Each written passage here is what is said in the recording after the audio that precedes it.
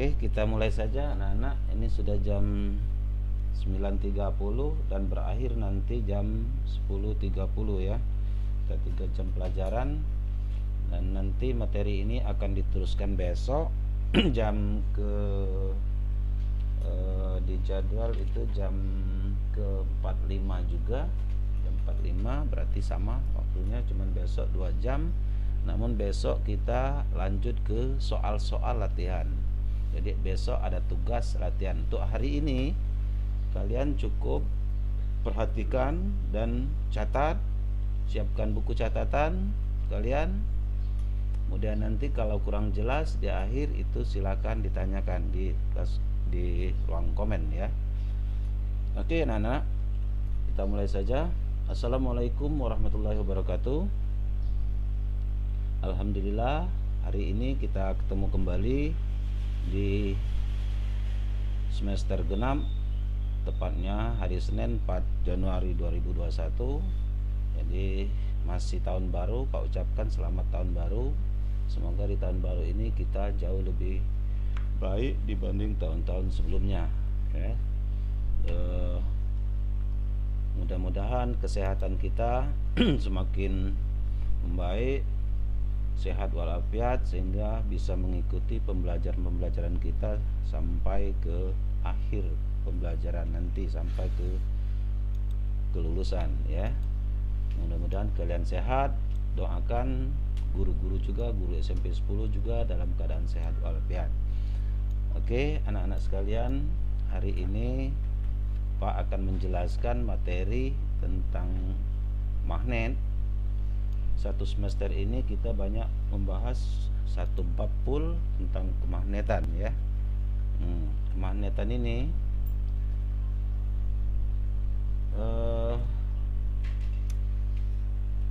anak-anak sekalian, perkembangan peradaban manusia sekarang ini tidak lepas dari pengaruh atau kemajuan sebuah magnet. Jadi dalam perkembangan zaman sekarang ini tidak lepas dari yang namanya magnet. Apa sebenarnya magnet itu? Timbul pertanyaan kita, dari mana asalnya kemagnetan itu? Lalu muncul lagi pertanyaan kita, apakah magnetan itu bisa dibuat ataupun bisa dihilangkan dalam suatu benda? Nah, pertanyaan-pertanyaan seperti ini akan kita bahas, kita pahami pada pembahasan berikut ini. Anak-anak sekalian, kalau tadi timbul pertanyaan, apakah sebuah magnet itu? Keseharian kita sering mendengar kadang-kadang ada bahasa lain, bukan magnet, tetapi ada yang mengatakan besi berani ya, besi berani. Nah, mengapa sering disebut dengan besi berani? Jadi ada yang mengatakan besi berani ya, berani. Nah, mengapa dikatakan besi berani? Berarti dalam arti kata yang keseharian kita ada besi yang tidak berani. Orang mengatakan magnet dengan bahasa lain besi berani karena memang magnet ini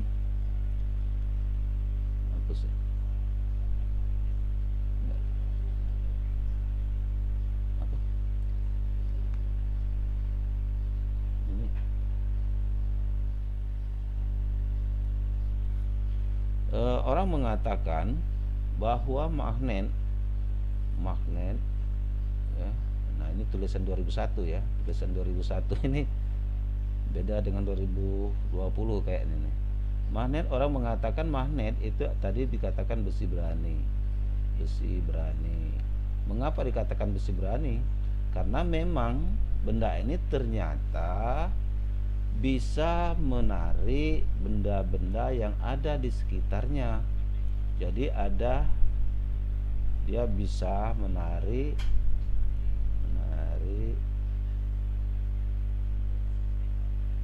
benda-benda di sekitarnya.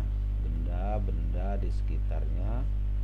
Nah, tidak semua di sekitarnya,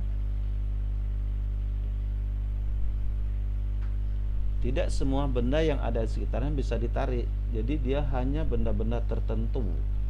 Jadi dia hanya benda-benda tertentu, bisa menarik benda-benda tertentu ya. Nah, lalu kata-kata magnet ini berasal dari bahasa Yunani yang sesungguhnya adalah berasal dari kata magnetis litos ya. Magnetis litos itu bisa dikatakan bahasa kita adalah batu magnesian. Nah, magnelitos ini pertama kali ditemukan di suatu daerah bernama Magnesia. Magnesia ini dulu terletak di negara Yunani ya, Yunani. Nah, sekarang ini Magnesia ini diganti nama dengan istilah Manisa. Manisa. Jadi Manisa itu berada di daerah Turki. Ya. Nah, ini asal muasal ditemukannya sebuah magnet. Jadi sebuah batu yang memiliki sifat dapat menarik benda-benda tertentu yang ada di sekitarnya. Kita kenal sebagai magnet atau besi berani tadi. Lalu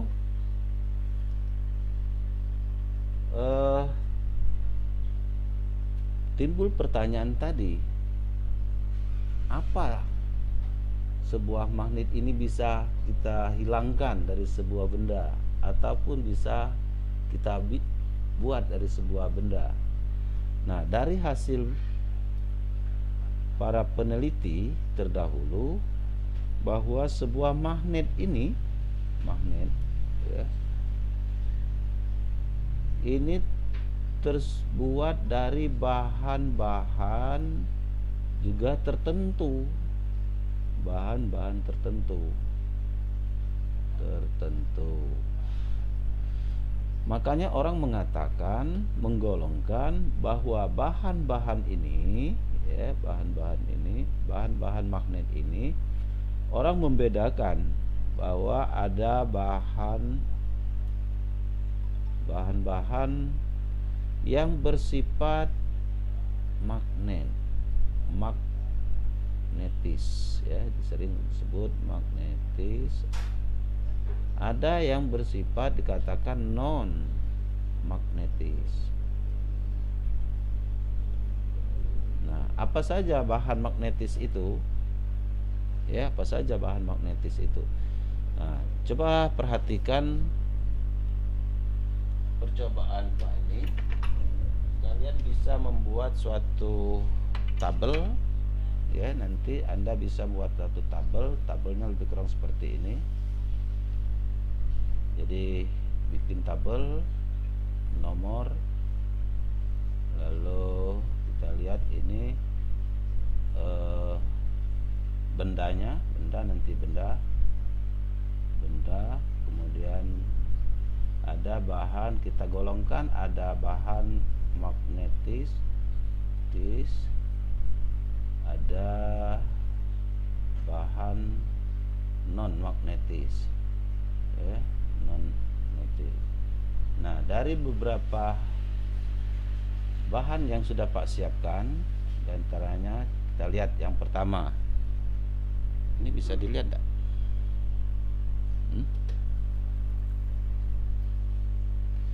Sekarang Pak siapkan, ini bisa dilihat. Pak siapkan ya. Ini besi ya, paku besi. Lalu Pak siapkan sebuah magnet yang dalam keadaan bisa bergerak bebas.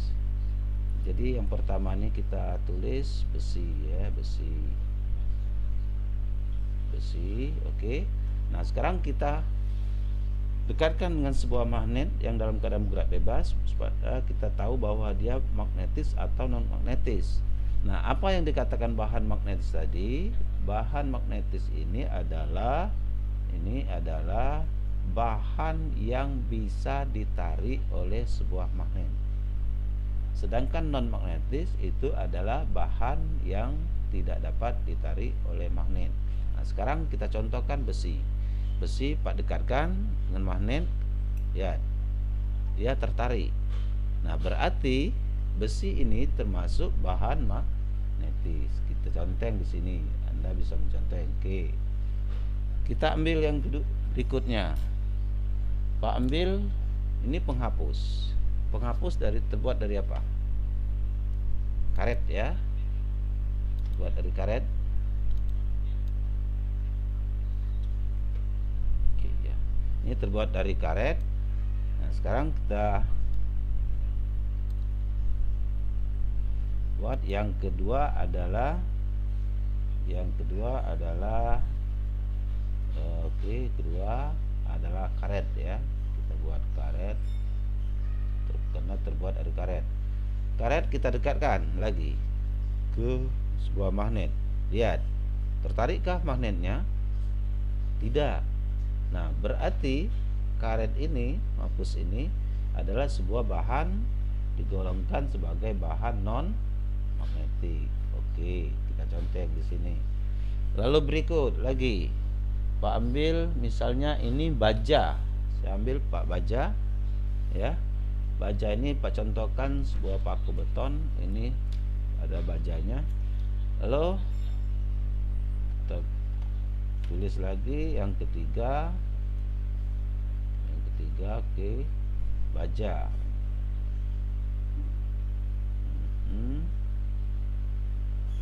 Baja. Nah, sekarang baja kita golongkan lagi, kita dekatkan lagi dengan sebuah magnet. Oke, lihat, coba, dia ditarik oleh magnet, ya. Nah, berarti baja kita conteng dia sebagai bahan magnetis. Oke. Berikut, ambil contoh lagi, ya. Ini tisu atau kertas. Kertas boleh Anda tulis kertas, ya. Oke, keempatnya adalah kertas. Nah, sekarang kertas termasuk yang mana? Kita dekatkan lagi. Coba, tertarikkah dia? Tidak. Berarti kertas termasuk bahan non magnetik. Oke. Berikut, Pak ambil lagi ini tutup pena. Tutup pena ini juga dari plastik, ya, dari plastik. Oke, coba kita lihat yang keempat, kelima. Ini kelima, kita ambil plastik. Oke. Plastik dalam hal ini tutup pena, ya. Sekarang Pak dekatkan. Nah, tertarikkah? Ternyata tidak. Berarti kalau tidak, berarti dia adalah termasuk bahan non magnetis. Oke. Nah, satu lagi, misalnya Pak ambil ini kayu, ya, kayu biasa. Oke, 6 kita masukkan ke 6, ya. Oke, 6 berarti kayu. Nah, kayu juga gimana? Kita dekatkan juga, sama. Ternyata dia tidak tertarik juga.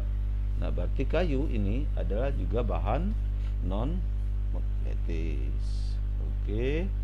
Nah, begitulah bahan-bahan yang ada sekitar ini, ya, bisa kita golongkan dua bagian. Ada disebut dengan bahan magnetik atau magnetis, ada bahan non magnetik. Jadi makanya sebuah magnet tadi dikatakan benda aneh karena dia memiliki dapat menarik benda-benda tertentu yang ada di sekitarnya. Oke, paham anak-anak? Nah, untuk bahan magnetis ini juga ini bisa kita hapus, ya. Lanjut. Kontrol.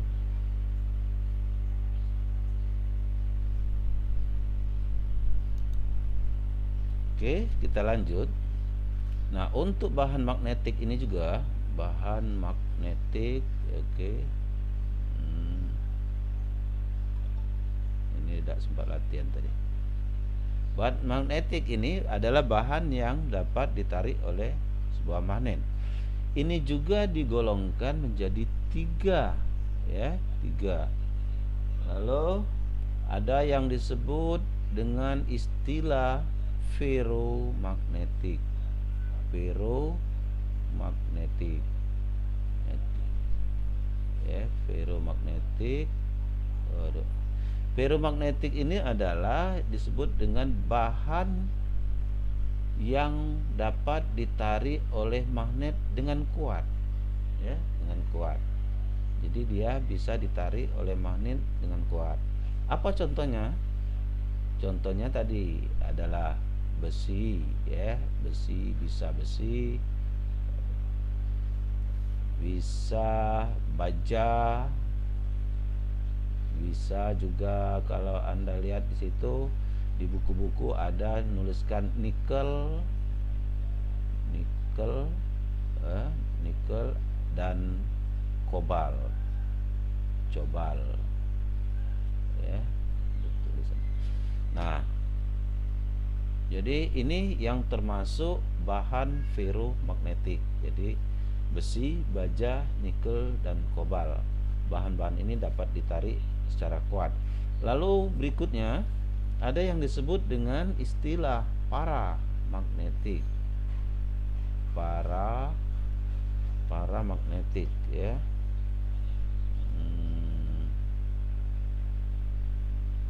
Magnetik, paramagnetik. Nah, paramagnetiknya apa? Adalah bahan yang ditarik oleh magnet tapi lemah. Dia lemah. Apa contoh-contohnya?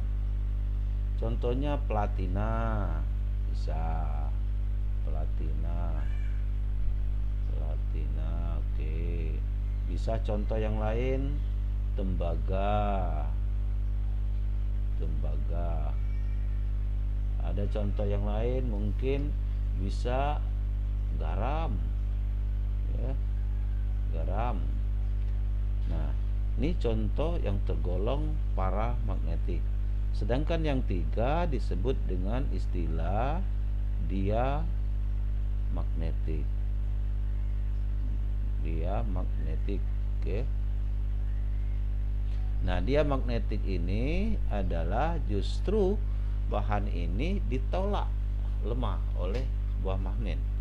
Dia tidak ditarik tapi justru dia ditolak, ya, tapi lemah. Nah, apa contohnya? Contohnya bisa kita lihat timah. Bisa lagi misalnya aluminium.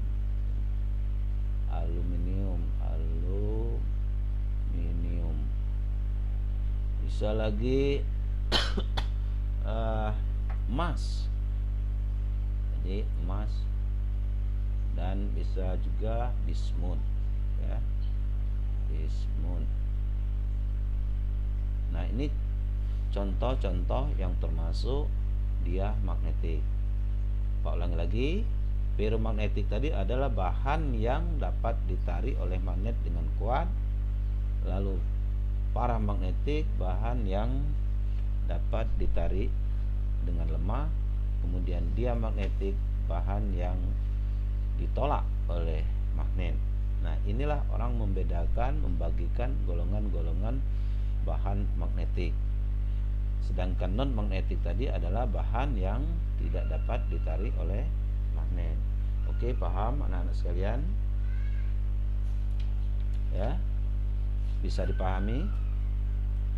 Nah, untuk berikut, kalau ini sudah paham, kita lihat sebuah magnet, ya, magnet itu magnet. Kalau dari segi dari segi bentuk, Anda bisa mengatakan jenis-jenis magnet itu ada berbentuk batang. Bisa juga ada yang bentuk apalagi tapal kuda, sering ya. Ada juga lagi jarum. Udah kelihatan ya. Oke, jadi macam-macamnya ada yang itu masuk. Jadi kalau dari segi bentuk ya, ini lihat dari kegunaan biasanya ya. Ada yang berbentuk batang, bentuk batang, ada yang berbentuk jarum. Jarum ini misalnya pada kompas ya.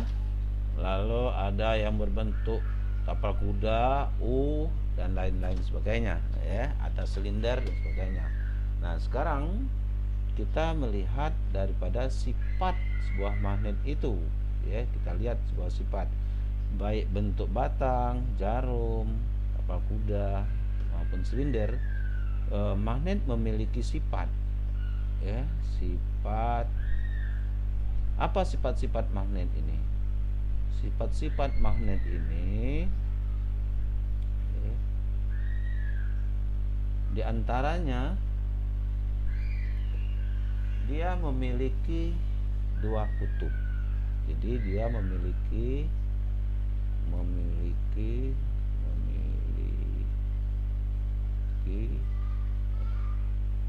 dua kutub. Oke. Nah, apa kutubnya? Orang menamakan ini, lihat ya, menamakan kutub utara dan kutub selatan. Nah, dari mana orang menetapkan utara dan selatan? Ini apabila sebuah magnet yang bisa bergerak bebas atau seperti Pak ini digantung bebas ya, maka magnet ini sudah diberi nama. Ini biasanya merah ini adalah utara, kemudian yang hitam ini adalah selatan ya. Jadi apabila magnet ini digerak dalam keadaan bebas sehingga dia berhenti, maka ujung tadi ini utara ya, ujung ini selalu mengarah ke utara bumi.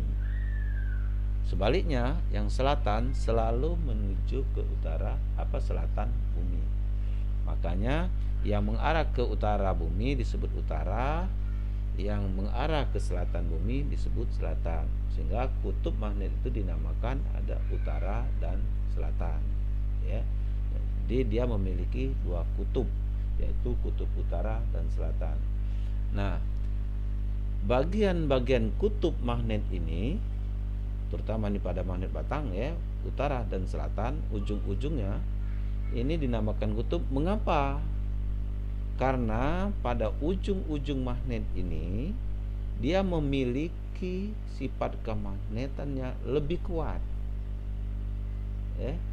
Jadi kalau ada besi-besi yang lain kecil atau serbuk besi, lalu kita dekatkan dengan magnet ini, maka serbuk-serbuk besi itu banyak menempelnya pada bagian ujung-ujung.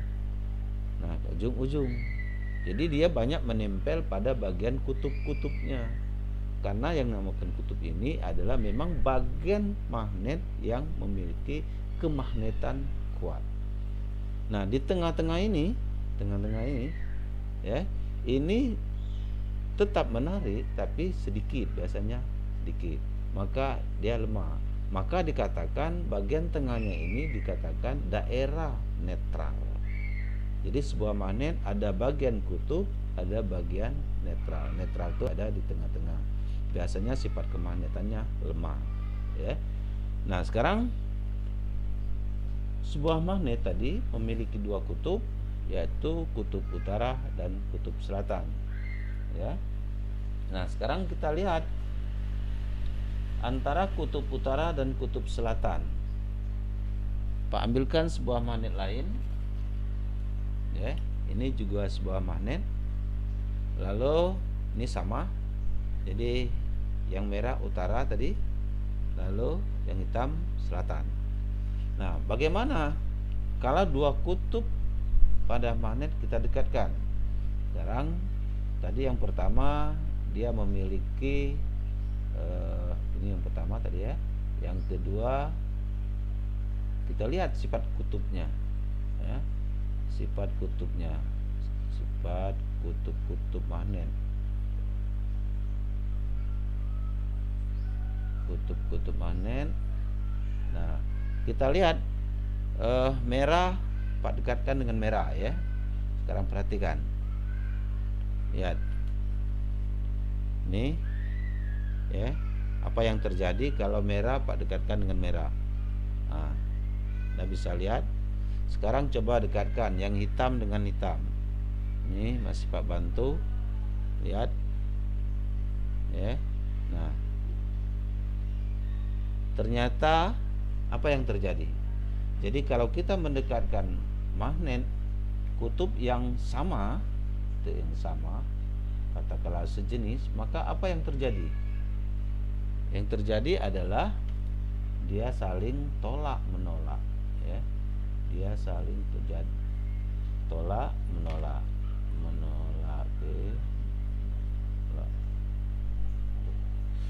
Nih.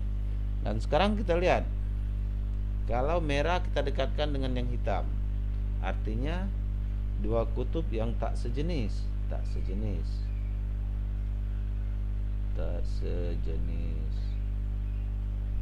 tulisannya hebat nih, tulisannya bagus nih. Yang tak sejenis, apa yang terjadi? Yang terjadi coba perhatikan. Nah, ya, justru dia menempel. Justru yang merah sekarang kita dekatkan. Ini yang terjadi. Maka berarti kalau dua kutub yang tak sejenis kita dekatkan, maka apa yang terjadi? Berarti dia tarik, ya oke. Jadi dia tarik menarik.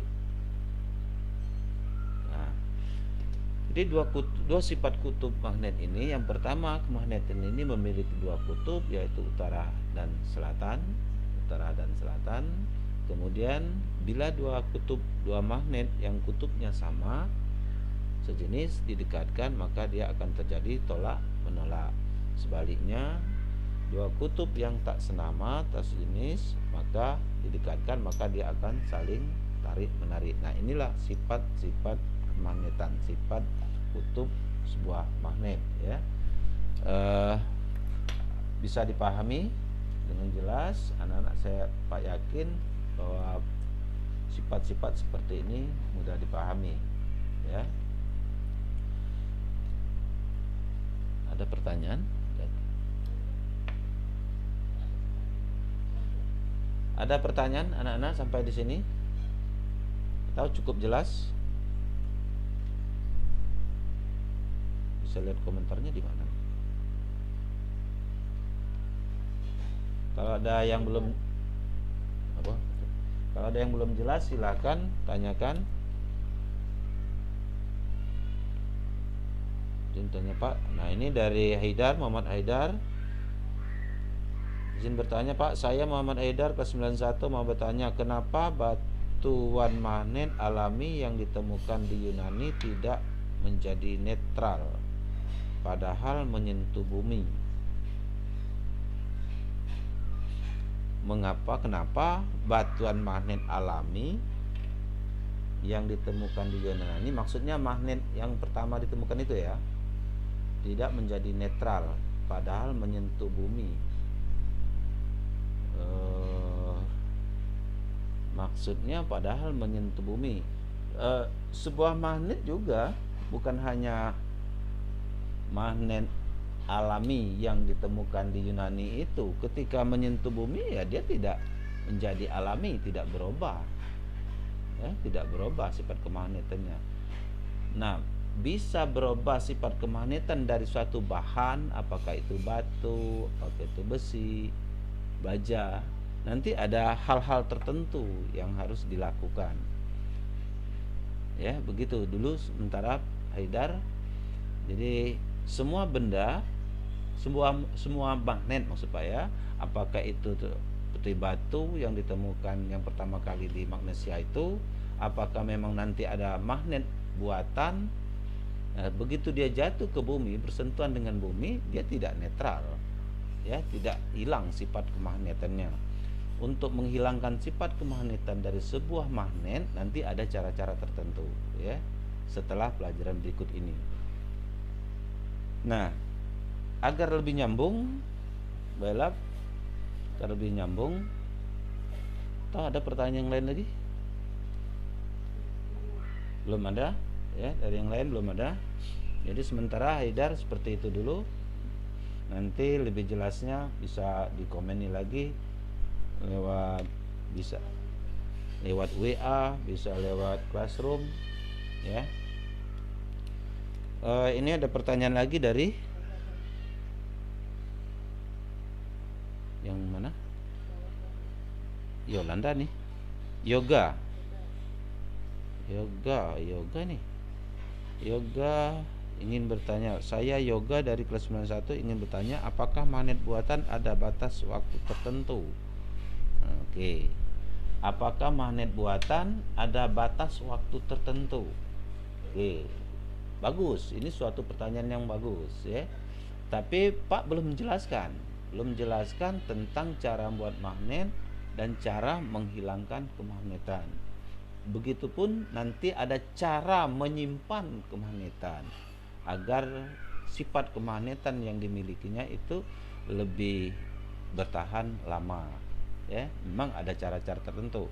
Kalau itu dikatakan apakah ada batas tertentu, sebenarnya tidak.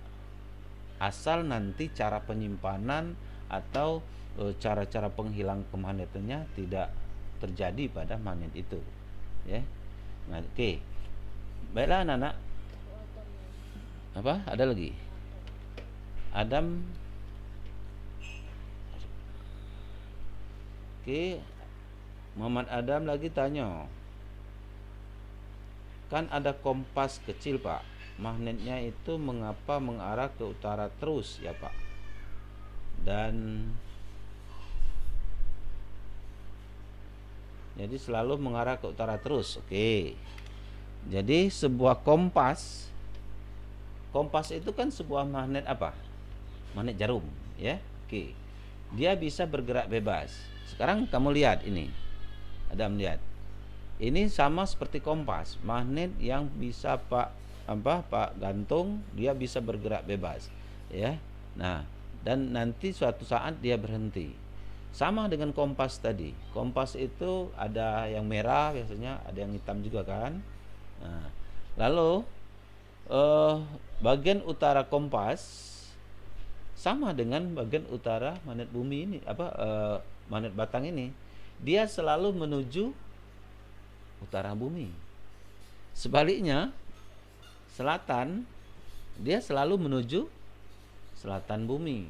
Makanya sebuah magnet kompas itu dapat dimanfaatkan, dapat digunakan sebagai ya penunjuk arah ya. Jadi para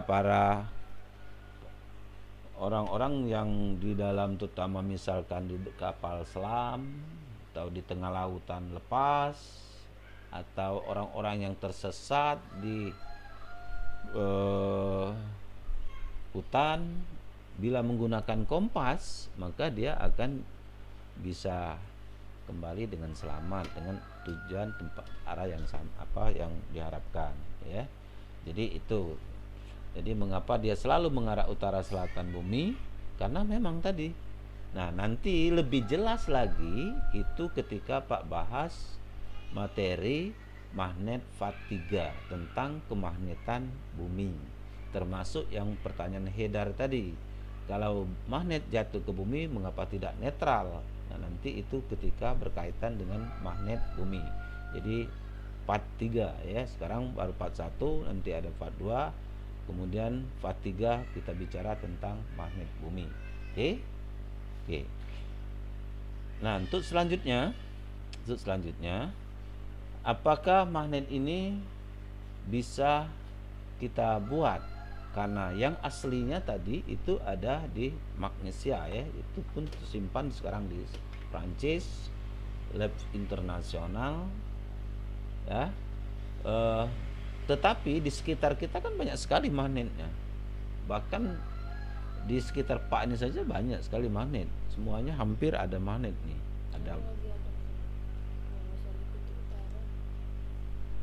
Ntar ya, ini Haidar. Adamnya nampaknya belum habis. Kalau misalnya kutub utara Pak, apakah masih berputar ke arah utara atau arah tidak menentu? Misalnya ini kutub utara magnet ini berada di utara bumi maksudnya. Apakah dia masih tetap arah itu? Ya seperti itu. Ya. Jadi di mana kita di bagian kutub utara bumi, ya. Nah, nanti makanya nih Haidar, Adam ya. Ketika Pak menjelaskan magnet bumi nanti, ini baru jelas. Sekarang baru Pak bukakan seperti itu, belum jelaskan karena sesungguhnya bumi ini adalah sebuah magnet. Nah, ini sudah Pak buka sedikit. Sesungguhnya bumi ini adalah sebuah magnet alam. Magnet alam yang sangat besar ya. Nah, nanti kita bahas secara spesifik tentang ini ya. Jadi sementara Pak jawab seperti itu dulu karena ini nanti akan sampai pada kemagnetan bumi ya. Oke. Nah, apakah dia nanti tetap berputar mengarah ke utara, tetap ke utara atau menghadap kemana nanti ketika kita bahas di part 3 ya. Oke. Pertanyaan yang bagus, Pak harapkan yang lain juga silakan kalau yang belum jelas atau tapi dengan catatan jangan dulu ke arah yang lebih luas ya. Karena kasihan dengan yang lain. Oke, berikut. Nah, sebuah magnet yang ada di sekitar kita ini hampir semuanya adalah magnet buatan. Jadi ada magnet alam, ada magnet buatan. Ya. Jadi ada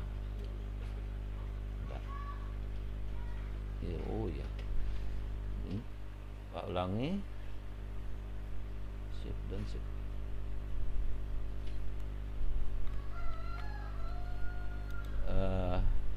Oke. Jadi magnet ini tulisan latihan latihan dulu tadi. Magnet ini ada yang alam, ada yang buatan. Oke. Nah, yang alam ini salah satunya bumi. Nanti akan kita pelajari lebih jauh ya. Ini yang alam termasuk tadi batu yang pertama kali ditemukan di Magnesia itu ya. Nah, sekarang kita lihat ini yang buatan. Apa bahan-bahannya? Bahannya adalah bahan magnetik tadi, terutama bahan yang ferromagnetik ya. Bahan ferromagnetik ini dapat dijadikan sebagai bahan magnet. Nah, ada bagaimana cara membuatnya? Kita lihat ya. Cara membuat magnet. Cara membuat magnet ini bisa beberapa cara. Ada dengan cara yang termudah adalah dengan cara digosok. Oke. Nah, sekarang Pak praktekkan dengan cara penggosokan ya. Mana nih, men? Ini kelihatan enggak di bawah ini? Ya. Ya, oke. Bentar Pak siapkan dulu pennya. Jadi ini kelihatan enggak nih? Kelihatan enggak? Kelihatan ya? Oke, ini paku ini dibuat dari besi. Ini Pak siapkan paku kecil kita hanya membuktikan apakah paku kecil ini tertarik tidak oleh paku nih. Nah, kelihatan ya? Nah, ternyata tertarik enggak? Tidak ya, tidak tertarik. Paku kecil ini tidak tertarik oleh sebuah paku yang Pak pegang ini. Nah, ini berarti besi ini belum menjadi sebuah magnet. Nah, lantas kita ingin menjadikan besi ini sebuah magnet. Bagaimana caranya? Caranya paku tadi kita gosokkan dengan sebuah magnet yang sudah jadi. Ya. Ini Pak tegak, sorry. Jadi kita gosokkan dengan sebuah magnet yang sudah jadi. Oke, ini tadi paku.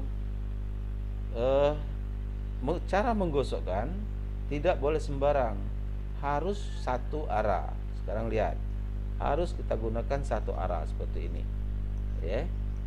Jadi kalau sudah dorong, angkat, lalu terus didorong. Jadi dengan berkali-kali kita dorongkan. Nah, maksud daripada kita menggosokkan sebuah magnet dengan bahan yang akan dijadikan magnet ini, itu tidak lain adalah untuk mengatur magnet elementer yang ada di bahan besi ini, ya. Jadi besi ini sebuah bahan ferromagnetik yang memiliki di dalam itu adalah magnet elementer. Magnet elementer itu adalah magnet kecil. Oke, kita teruskan dulu, ya. Nah, sekarang kita uji apakah dia sudah bisa. Nah, lihat nih, dia sudah bisa menarik. Lihat tidak? Dia sudah bisa menarik, ya. Bisa kelihatan.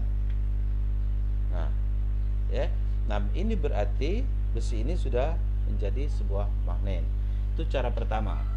Nah, sekarang kalau besi ini sudah menjadi magnet, oke, Pak gambarkan. Jadi ini ya.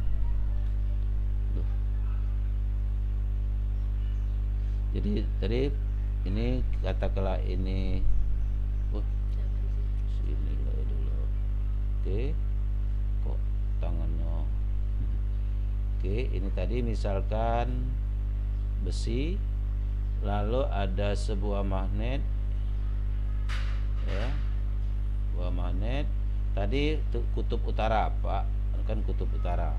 Nah, ini kita lihat, ini katakanlah ujung satu, ujung besi satu, ujung besi dua. Kita tahu tadi bahwa sebuah magnet ini dia memiliki dua kutub. Nah, kalau besi ini sudah menjadi magnet, berarti dia juga memiliki dua kutub. Kalau tadi dua ujung, ya, dua ujung. Nah, berarti paku ini sudah menjadi magnet, maka dia memiliki dua kutub magnet. Nah, tadi kita mendorongkan kutub utara, ya. Tadi didorongkan kutub utara seperti ini, didorong ke depan. Kalau ini pada gambar mungkin kita dorong ke depan, ya, Pak tanah, kemudian diangkat tadi. Lalu ketika besi ini sudah jadi magnet, maka ujung-ujung satu dan ujung dua ini, ujung satu dan ujung dua ini bukan lagi ujung satu dua, tapi dia merupakan kutub. Nah, sekarang bagaimana cara menentukan kutub ini? Kutub ujung dua menjadi kutub apa, ya? Jadi dua situ menjadi kutub apa, satu menjadi kutub apa. Nah, perhatikan, kalau kita tadi menggosokkan kutub utara pada besi yang digosok, jadi Pak katakanlah magnetnya sebagai penggosok, kemudian besinya sebagai yang digosok, katakanlah, ya, seperti ini tadi. Maka perhatikan ujung yang digosok. Nah, sekarang ujung yang digosok, ayo yang mana? Berarti ini, ya, ujung paku tadi. Pada gambar adalah ujung dua. Oke, paham? Ujung penggosok berlawanan dengan ujung yang digosok tadi, ya, ujung yang digosok dalam hal ini dua berlawanan dengan ujung penggosok. Penggosoknya siapa? Gosoknya magnet, dalam hal ini kutub apa? Kutub utara. Berarti dua berlawanan dengan U. Maka bisa kita pastikan berarti apa? Berarti dua di sini adalah kutubnya adalah kutub selatan. Karena dia ujung penggosok dalam hal ini U berlawanan ujung yang digosok dalam hal ini dua. Berarti kalau kita menggosokkan utara dengan arah cara yang seperti ini, maka dua ini adalah menjadi kutub selatan. Kalau dua selatan berarti satunya berkutub utara. Oke, paham kira-kira anak-anak? Ya, prinsipnya tadi, jadi harus memperhatikan cara nggosok. Kalau tadi kita ke depan, ya, ke depan. Nah, berarti ujung yang digosok nih dua seperti gambar Pak. Kemudian ujung penggosok adalah utara. Maka dua berlawanan dengan utara, maka berarti selatan. Kalau toh ini adalah selatan, maka ujung satu ini adalah utara. Oke, paham? Ya. Nah, atau bisa kita balik. Kita balik, hati-hati makanya, hati-hati. Kalau ini kita tarik, ujung penggosok yang mana? Tetap utara. Ujung yang digosok mana? Ya ini. Ya. Yang satu ini, bukan yang satu ini. Jadi makanya hati-hati, perhatikan betul. Ya, yang prinsipnya kalau Pak supaya lebih jelas, ujung penggosok berlawanan dengan ujung yang digosok. Oke. Paham? Nah, ini cara yang pertama, cara apa? Menggosok. Lalu ada cara yang lain lagi. Cara yang lain lagi. Cara yang kedua, itu cara pertama. Kemudian cara yang kedua, tadi cara pertama tadi adalah cara menggosok. Jadi semua magnet memiliki dua kutub ya. Kalaupun nanti besi yang kita jadikan magnet, dia setelah jadi magnet, maka dia pasti memiliki kutub utara dan selatan. Nah, kita harus bisa menentukan mana utaranya, mana selatannya dengan cara memperhatikan cara kita membuat tadi. Oke, yang kedua. Yang kedua, bisa kita dengan cara induksi. Oke, dengan cara induksi. Cara induksi ini cara yang sederhana juga, ya. Kita ambil sebuah paku, ambil paku yang lain. Misalnya ini, Bapak ambil paku yang lain.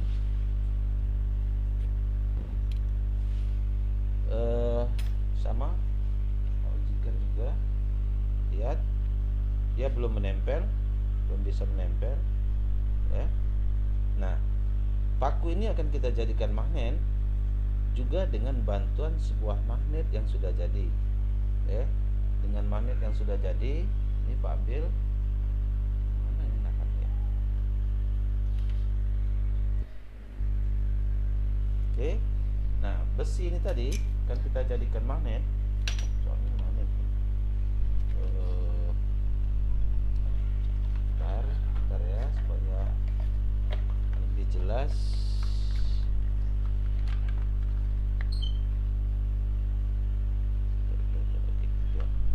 Nah, sekarang ini udah ini deh.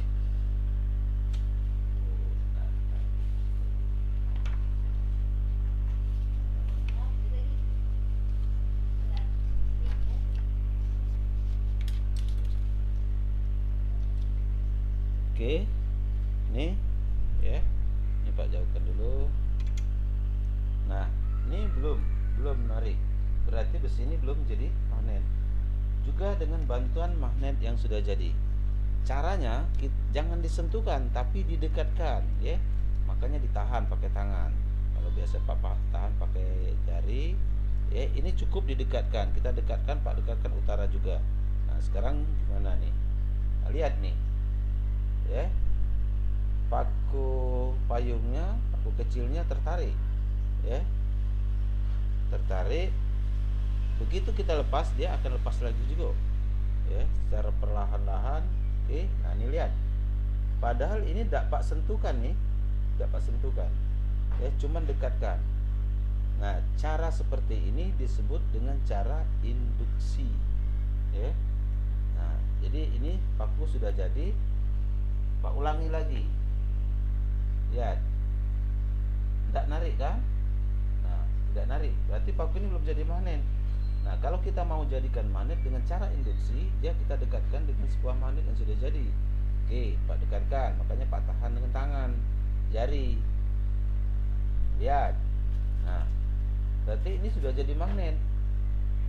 Oke. Nah, ini cara induksi. Kalau ya, ini perhatikan tadi. Tadi ujung ini ya. Nah sekarang tadi Pak mendekatkan kutub utara. Ketika paku ini sudah jadi magnet, berarti dia juga memiliki dua kutub tadi, utara dan selatan. Mana utaranya, mana selatannya? Nah sekarang perhatikan cara pembuatan tadi. Pak mendekatkan ujung satu ini, katakanlah kalau Pak gambar, oke, kalau Pak gambar dulu ya, sorry. Misalnya ini paku, oke, tuh. Paku tadi kita anggap ini ujung satu, ujung dua, kemudian ini sebuah magnet yang sudah jadi. Tadi Pak dekatkan kutub utara ya, berarti ini selatan. Nah satu ini akan jadi apa ketika dia sudah jadi magnet? Dua jadi apa kutubnya? Ini ketika Pak mendekatkan dalam gambar itu satu dengan kutub utara sehingga pakunya jadi magnet, maka ujung satu berlawanan dengan yang kita dekatkan. Dia berlawanan. Ya, berarti kalau dia berlawanan maka satu berkutub apa? Satu kutubnya adalah Oke. Kalau begitu berarti dua kutubnya selatan. Nah, ini cara menentukan kutub magnet buatan dengan cara induksi. Ini lebih sederhana dan lebih mudah. Bisa dipahami? Dan anak-anak bisa memahami ya dua cara pembuatan kemagnetan ini, baik secara menggosok maupun secara induksi. Paham? Oke. Selanjutnya kita lihat dengan cara yang ketiga. Kalau cara pertama, cara kedua sudah paham, kita bisa lanjutkan ke cara yang ketiga. Ya. Cara yang ketiga orang sering bilang dengan cara elektromagnetik atau katakanlah dengan bantuan arus listrik. Tapi listrik di sini adalah listrik AC, FDC ya. Listrik DC. Paham dengan listrik DC? Maksudnya arus searah. Apa contoh arus searah itu? Baterai, aki, ya. Nah, ini kita menggunakan arus DC. Orang sudah juga sering menyebutnya dengan cara elektromagnetik, boleh. Kita lihat dengan bantuan arus listrik ini gimana caranya. Bisa Pak gambarkan dahulu. Misalkanlah kita ada sebuah besi yang nanti akan kita jadikan sebuah magnet. Lalu ini kita dengan cara arus listrik ini tidak menggunakan magnet yang sudah jadi.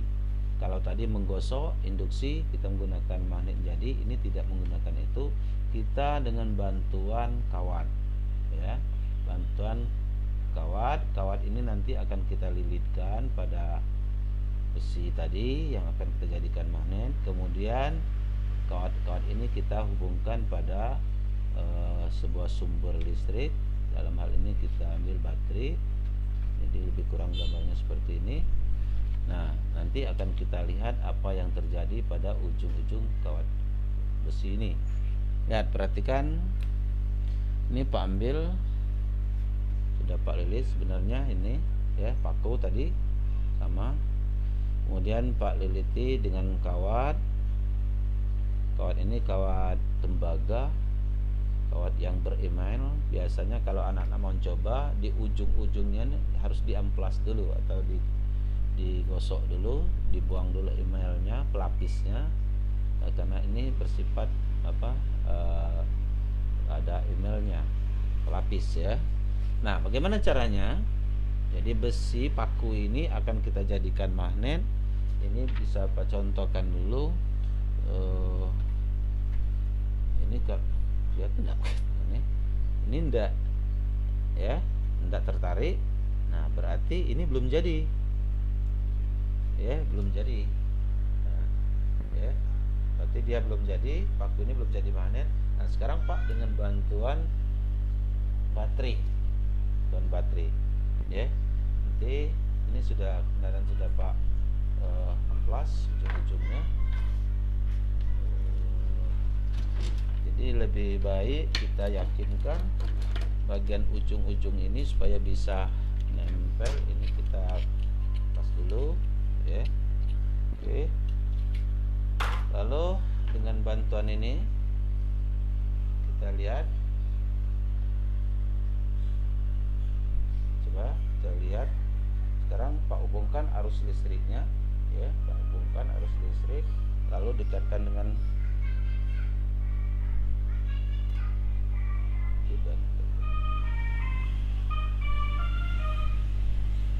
oke, lihat. Nah, pakunya sudah menempel, paku kecilnya sudah menempel pada paku tadi. Ketika ini Pak putuskan arus ya, udah panas, lama-lama panas ini ya, dan nempel. Ketika Pak putuskan, maka secara langsung juga paku kecilnya akan lepas. Oke ya, nah, panas ini lama-lama panas tangannya. Nah, ini cara pembuatan dengan bantuan arus listrik atau elektromagnetik tadi ya. Nah, sekarang dengan elektromagnetik tadi contohkan seperti ini ya. Nah, ketika paku ini tadi bisa menarik paku kecil tadi, berarti dipastikan bahwa paku besar ini sudah menjadi magnet. Ketika dia sudah menjadi magnet, maka berarti paku-paku ini memiliki kutub ya. Nah, kalau pada gambar itu Pak katakan ini ujung satu, ini kita katakan ujung 2. Nah, lihat tadi cara pelilitan ya. Kemudian ini arah baterai positif, melilitnya seputar jarum jam ya. Maka kita bisa pakai kaedah tangan kanan, bisa kaedah tangan kanan.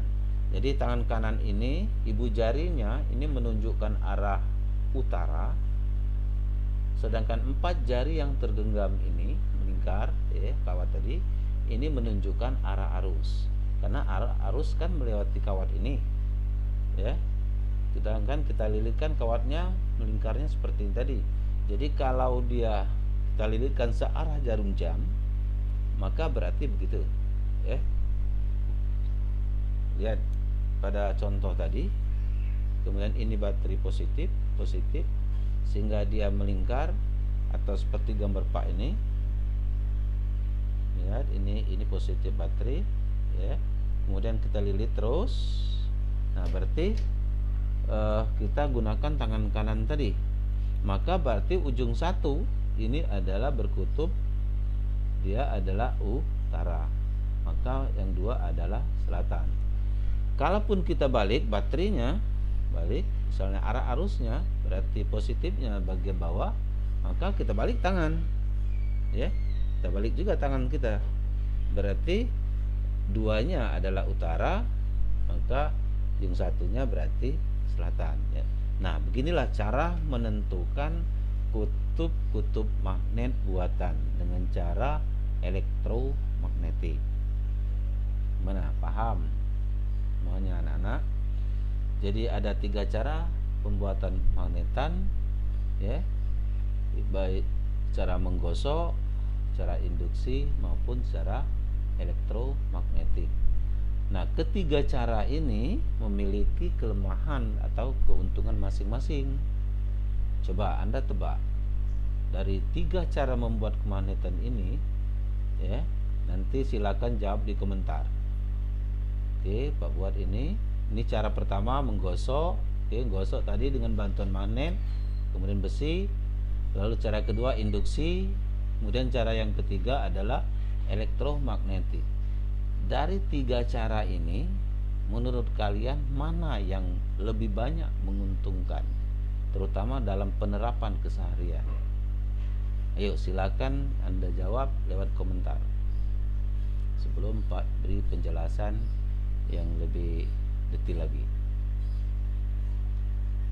Jadi ada cara menggosok, ada cara induksi, ada cara elektromagnetik. Untuk menggosok dan induksi sama-sama menggunakan magnet yang sudah jadi. Untuk arus elektromagnetik tidak menggunakan magnet yang sudah jadi, cukup menggunakan bantuan arus listrik. Tapi ingat, listriknya adalah listrik DC, ya. Nah, dari ketiga cara ini, kira-kira menurut kalian yang mana yang lebih menguntungkan atau lebih banyak dipakai, terutama dalam kehidupan sehari-hari? Silakan, yang lain bisa komentari. Pak Tunggu.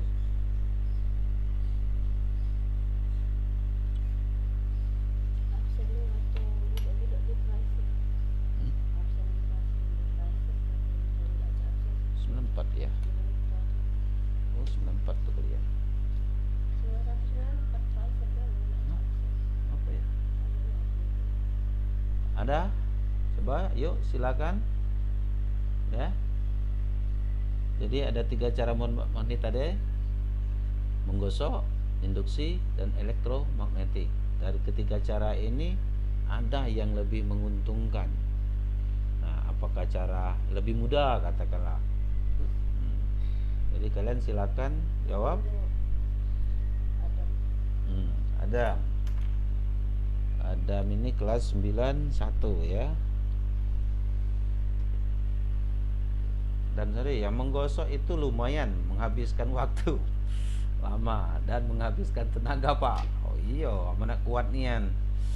Kalau induksi gampang tapi kurang efektif dan efeknya tidak permanen.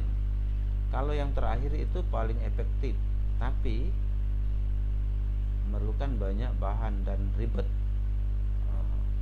Lalu menurut saya, Pak, saya paling efektif adalah cara kedua, karena cara ke satu memerlukan banyak waktu dan tenaga, sedang cara ketiga menghabiskan panas, menghasilkan panas ya, menghasilkan panas. Oke, bagus. Yang lain ada? Fajar apa? Fajar komentarnya apa? Oh, Haidar sama Fajar ya. Adam. Jadi yang satu habis tenaga ya. Pembuatan magnet yang sederhana memang ya kita tidak perlu banyak makan tenaga kalau untuk sekedar sederhana. Tapi kalau untuk menghasilkan yang lebih besar, mungkin ini bukan pakai tenaga manusia, tapi mungkin pakai mesin ya. Kalau mau pembuatan kemagnetan dengan cara menggosok. Kalau induksi simple, sederhana, ya. Oke, cuman menempelkan, mendekatkan, bukan menempel, mendekatkan langsung jadi, ya. Baik secara menggosok maupun induksi, ketika magnet yang jadi tadi kita jauhkan, ini masih bersifat kemagnetan, masih ada kemagnetannya, ya. Sehingga kalau ada sini ada paku kecil, maka paku kecil tidak langsung jatuh.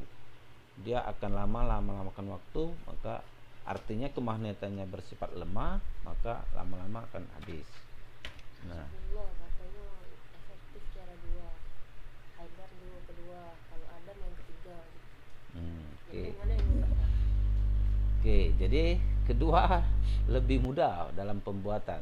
Tapi untuk penggunaan untuk nomor 1 dan nomor 2 ini masih jarang digunakan orang. Yang lebih banyak dimanfaatkan itu adalah cara yang ketiga. Adam berarti. Ya, cara yang ketiga. Hebat Adam. Ya, yang lain hebat juga. Ya. Lebih bagus. Yang lain juga mungkin walaupun ngedem-ngedem cuma malu. Ya, jangan malu-malu anak. Silakan kemukakan. Ya, salah enggak apa-apa.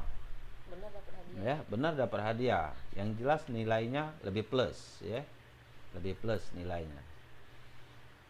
Oke.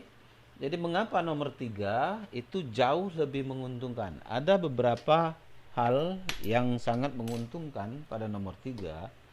Yang pertama, ini kalau Pak buat, jadi cara elektromagnetik ini lebih banyak digunakan. Yang pertama,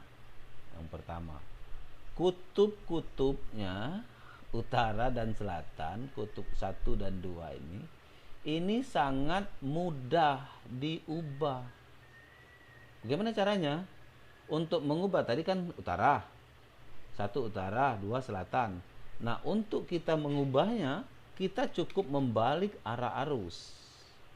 Begitu arah arusnya kita ubah, maka kutub-kutub magnet pada besi tadi juga langsung berubah. Oke. Kalau yang kedua dan ketiga, kedua dan pertama, ya, untuk mengubah kutub-kutub ini, kita harus menghilangkan dulu sifat kemagnetan yang sudah jadi ini. Harus kita hilangkan dulu. Ya. Nah, begitu hilangkan, buat kembali. Membuat kembali. Jadi cukup rumit. Beda dengan cara elektromagnetik. Elektromagnetik begitu kita ingin mengubah kutub-kutub pada magnet yang sudah jadi, kita cukup langsung mengubah arah baterainya, arah arusnya. Oke, itu yang pertama. Jadi kutub-kutubnya, Pak tulis kutub habis waktu ya. Kutub-kutubnya mudah diubah, mudah diubah. Oke. Oke. Yang kedua apa? Udah diubah. Yang kedua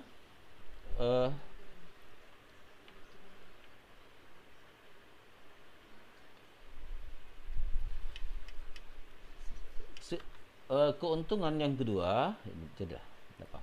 Keuntungan yang kedua, tadi kutub-kutub bisa diubah, kemagnetan, mana penan ini? Kemagnetannya, sifat kemagnetan yang di pada magnet yang baru ini begitu kita on sini langsung hubungkan, kita on, dia langsung bersifat magnet. Tetapi begitu kita off-kan, kita lepas, ya, kita lepas, sifat kemagnetannya mudah dihilangkan. Beda dengan 1 dan 2, ya. Jadi sifat kemagnetan pada elektromagnetik ini mudah dibuat dan mudah dihilangkan. Itu sifat yang kedua. Yang ketiga, besar kemagnetan yang dihasilkan itu mudah diatur. Cara mengaturnya gimana? Kita cukup memperbesar arus listriknya ini, ya. Jadi begitu arus listriknya kita perbesar, maka kemagnetan yang dihasilkan pun langsung besar. Beda dengan cara 2 dan 1. Kalau 1 mungkin tenaganya harus banyak dihabiskan untuk menggosok. Mungkin yang kedua kemagnetan yang kita butuhkan harus jauh lebih besar sehingga hasilnya pun besar. Nah, jadi lebih memudahkan untuk nomor 3 dalam hal kita ingin memperbesar hasil kemagnetannya. Jadi ada 3 hal yang perlu kalian pahami. Keuntungan pembuatan magnet dengan cara elektromagnetik, yang pertama kutub-kutubnya mudah diubah dengan cara membalik arah arus. Yang kedua, kemagnetannya mudah dibuat dan mudah dihilangkan. Dan yang ketiga, besar kemagnetannya mudah diatur dengan cara mengatur besar arus listrik. Nah, inilah anak-anak 3 cara membuat magnet, sehingga dalam hal ini mudah-mudahan kalian bisa paham. Kalaupun belum paham jelas, nanti bisa Anda baca buku paket kita, kemudian bisa ditanyakan Pak, baik secara pribadi atau lewat classroom, ya. Untuk berikut-berikutnya akan kita besok kita akan ketemu lagi langsung, nanti ada soal-soal latihan, dan soal latihan itu harus kalian kerjakan dan kirim jawabanmu lewat classroom. Dari situ nanti akan sudah merekap nilai, ya. Nilai setiap latihan wajib kalian ikuti. Kalau kecuali yang izin, hari ini sudah ada 1 yang izin, ya. Jadi wajib kalian ikuti dan kirim. Yang tidak mengirim, maka nilai kalian mungkin jelas terpengaruh. Beda dengan orang yang lebih aktif. Barangkali itu saja untuk pertemuan kali ini. Semoga kita selalu dalam keadaan sehat walafiat selalu. Kalian bisa memahami materi yang Pak jelaskan tadi, dan kita bisa ketemu besok pada jam 4 ke 5, ya. Dan yang lain juga bisa ketemu jam pelajaran berikutnya. Jangan lupa kalian subscribe pada channel ini, dan mudah-mudahan YouTube ini bermanfaat bagi kalian semua. Saya Ari, wassalamualaikum warahmatullahi wabarakatuh.